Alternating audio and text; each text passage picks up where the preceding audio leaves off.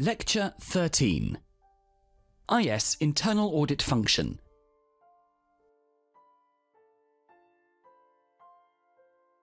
Dear student, the IS Internal Audit Function is started by establishing an audit charter approved by the Board of Directors and the Audit Committee, or if these entities don't exist, then senior management. The Audit Charter clearly states the management's responsibility and the objective and delegation of authority to the IS Audit Function. The Audit Committee is the first choice to approve the Audit Charter and senior management is the second.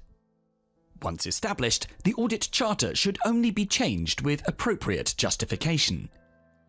The responsibility, authority and accountability of the IS Audit Function are documented in an Audit Charter or engagement letter.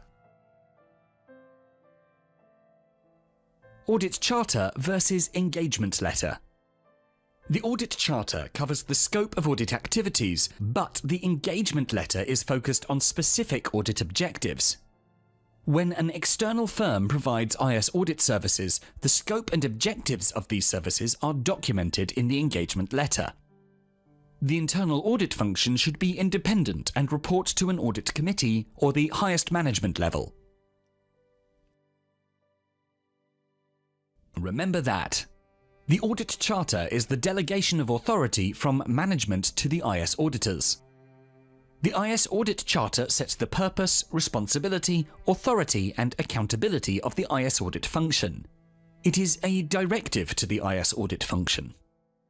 The Audit Committee is a subgroup of the Board of Directors, and the Audit Department report to the Audit Committee. The Audit Committee creates and approves the Audit Charter. The Audit Steering Committee may be composed of various members of senior management who work under the framework of the Audit Charter but do not approve the Charter. The Director of the Internal Audit may draft the Charter and make changes, but the Audit Committee approves the Charter.